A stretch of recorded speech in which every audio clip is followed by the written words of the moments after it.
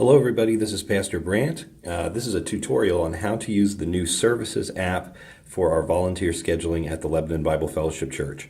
In times past, we used an app known as Elvanto, but we're upgrading to an even better service, which is known as Planning Center. And Planning Center offers a mobile app called Services, which lets you do many of the things that we were able to do in Elvanto in the past. So I want to show you how to use that.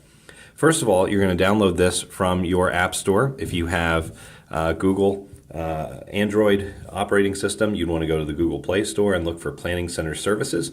Or if you have the App Store with an iPhone, then you want to look for the same name. You're going to install that and then choose Open.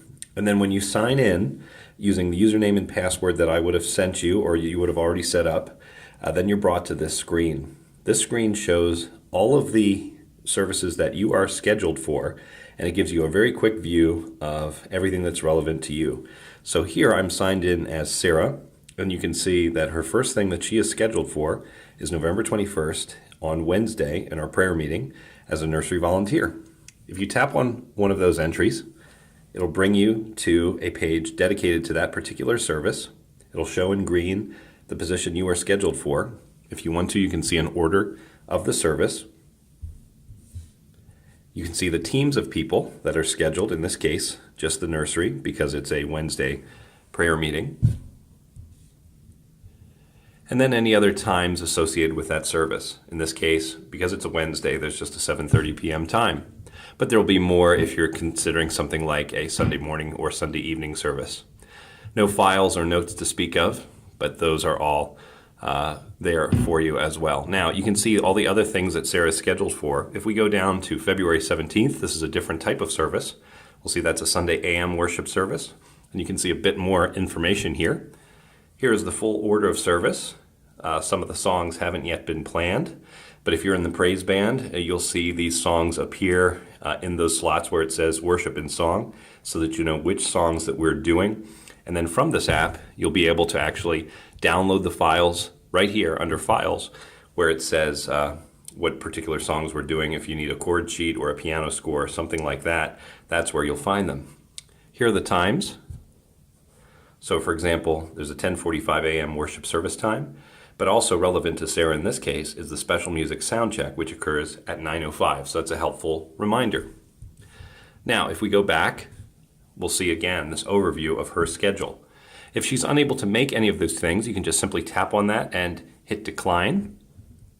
If you do so, it asks you for a reason. That's helpful for us to know. Once you do this, that just will send a notification to the person in charge of that particular ministry, whether it's special music or nursery or whatever the case may be, and then they'll take care of finding a replacement for you. It's that simple. I'm going to cancel here. If you want to see all of the services, not just the ones that you're scheduled for, but all of the different service types that we have, you can go to the Plans section, and this will show a list of all of the services that there are. So I'll go Sunday PM, and you'll see, generally speaking, the next 3 months worth of schedules. And I could go to December 16th, for example. This is our Sunday School Christmas musical. If I tap on that, you can see the different teams of people that are scheduled. Sound crew, special music. And in this case, that's all there are. But if you were to choose like a Sunday morning service, you'd see who the greeters are, who the head usher is, that kind of thing. If we go to the menu button up top, you'll see some other things. Again, an overview of your own schedule. Here is a place to see the songs. If you're on praise band, you may have access to this. There might be some people who won't see this section. But if you do have access to that, you can see a listing of pretty much all the hymns that are in our hymnal, and then also some of the songs that we sing as a praise band. You can filter this by tapping the filter icon. And if you go to type, let's say you're on the worship team. If I choose contemporary worship song and hit done, now it will only show the songs that we do as a praise band, which might be helpful for you. You can always clear that out. If I go back again to the menu, here in the menu, you'll see several things, one of which is block out. If you want to specify some dates that you cannot serve, for whatever reason, you'd hit block out. That's what was unavailability in the Elvanto app if you used that before. Here, if you tap on that, you can just say when you're going to be away from start to end. You can say if that repeats or not, and you can also give a reason so that the people who are scheduling different ministries will know that you're not available that day. And if you hit this little save icon, the little disc at the top, that will save it. You can do that multiple times. That's helpful for us if you can just put in your block out dates before the next 3-month schedule is made so that we can know not to schedule you for nursery or for worship team or whatever the case may be. Calendar link is neat because you can actually embed in a Google Calendar or whatever type of calendar that you use the certain dates that you're scheduled, and it can appear right there in your calendar, so that's pretty neat. If you go up to here where Sarah's name is listed, you go to Profile, and here it shows her contact info, recent messages, schedule. We've already done schedule, we've shown that. Messages are going to be empty unless you have any new requests. Blockout dates we also already did. Contact info, I just ask that you keep this the same. If you tap on that, it'll actually give you the option to change your address, phone number, profile picture, all that.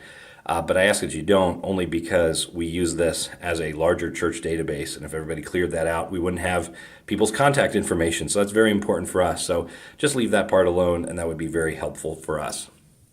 Those are the major functions of this app, and I think it's a real quick way of showing where you're scheduled. It's great. There's another video I did on how to use the Planning Center website, and the only function that's not available here on the app that is on the website is your scheduling preferences. So I encourage you to check out that video, because there you can also specify how many times a month you want to be scheduled and things like that. So that's an additional function that isn't here yet, so you'll want to check out both the website and the app. But I think for most things, the app will be the thing you go to the most. All right, if you have any questions, feel free to contact me. Thanks so much for serving. Talk to you later. Bye.